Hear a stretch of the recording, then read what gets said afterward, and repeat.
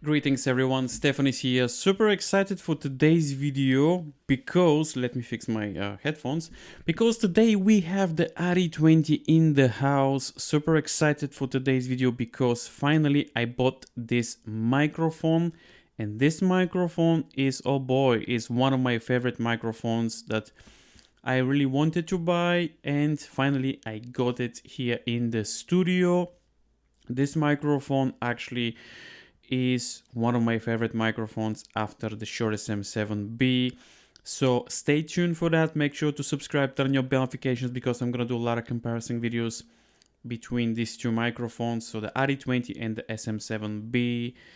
And this is the actual real deal. So this microphone is plugged into my Behringer UMC22. Probably gonna laugh right now, but actually, yes, I can run this microphone with very cheap, affordable audio interface from Behringer UMC22.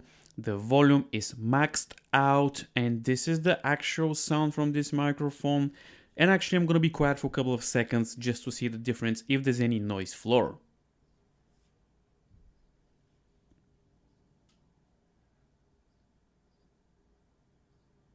And as you can hear, the noise actually is very small. I can hear it with my headphones, but nothing major. So actually you can run the RE20 with some affordable audio interface.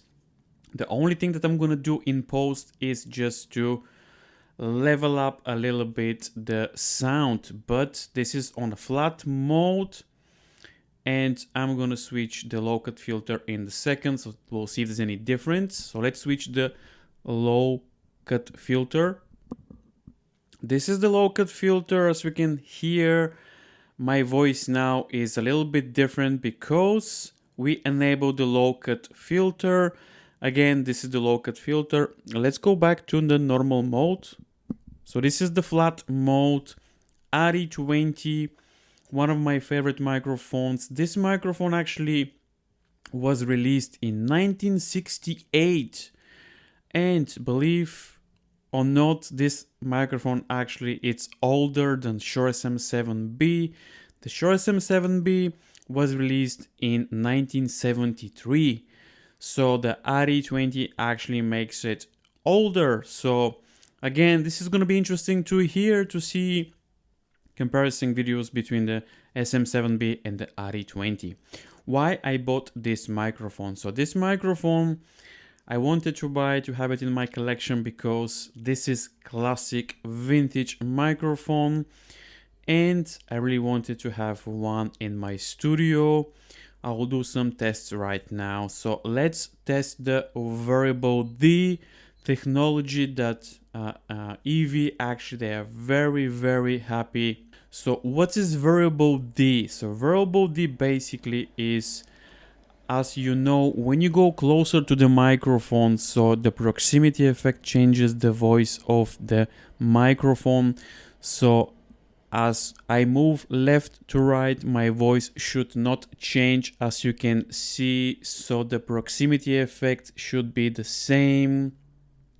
As you know, the Shure SM7B is very popular with the proximity effect, as you can see, off axis on the side, and my voice should be the same. So this is the variable D technology that EV actually they're very proud of this technology, and as you can hear, this works pretty well. The second test that I'm gonna do is we're gonna check the off axis rejection of this RE20. So what I'm gonna do right now, so as you can see, this is the 90 degrees of the microphone. This is the back of the microphone. So as you can hear, the sound actually it's not very good. The rejection is very balanced in my opinion. This is the other 90 degrees of the microphone, and this is the front of the microphone. So this is the off-axis rejection of the RE20, and as you can hear, the off-axis works pretty well. Let's test the plosive situation. So please bring pizza pronto, please bring pizza pronto. So as you can hear, we have a built-in should I say a pop filter which helps with the plosives. What I suggest is you should use a pop filter, but I don't know, the pop filters I think will make the actual microphone not very good. I think this microphone is well like this. It just looks nice on the camera. So what you should do is just to speak off axis like this. Otherwise you're gonna have problems with the plosives. So as you can hear, the plosive situation is pretty decent in my opinion. So please bring pizza pronto. Please bring pizza pronto. So I think we can have a little bit of plosive situation here. So yeah, make sure to use a pop filter. But I don't want to use the pop filter because otherwise this microphone, I don't know, I like it like this. Probably I'm gonna buy some pop filters in the future, but at the moment I will not use a pop filter. So RE20, this microphone is amazing. Another thing that I can hear in my voice, actually, I do like the sound of this microphone. And again, this is without any cloud lifter, no post-processing, no editing, nothing. This is the raw audio from the microphone on flat mode. And I probably am gonna do a couple of tests with the SM7B, but I prefer actually the sound of this microphone on my voice. The voice actually is much brighter. So if you're looking for something that basically you don't need to do any post-processing, plug and play, this microphone actually is great. For spoken word, this microphone is brilliant. And that's why this microphone is super popular. You can see this microphone in many radio stations. Even in today's dates right now, people still using this microphone because it's super popular for spoken word, for radio. I think this is an amazing microphone. We know that the SM7B probably is one of the most popular microphones between the RE20, RE320, and 27ND. I think the RE20 is the most popular one for radio, for I don't know, for podcasts. But let me know in the comments below, what do you think, guys? Do you think that the RE20 is most popular or the SM7B? SM7B basically is just everywhere, so you can see this microphone everywhere.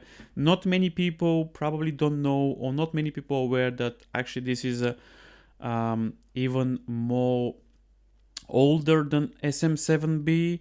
Again, 1958. SM7B was released in 1973. So there we have it, guys. Super excited to use this microphone much more in my videos. Super excited to do more comparison, to test some other microphones with the RE20. Finally, I got this legendary microphone. I'm gonna leave some links in the descriptions down below about this microphone, some information. But if you never hear this microphone, this is how it sounds. I love the sound from this microphone. Even if I have like post-processing options to edit this audio, I will not do that because it sounds amazing. There you have it, guys. If you enjoyed today's video, smash the like button. If you have any questions, leave it in the comments below. And I super excited. I'll see you in the next video.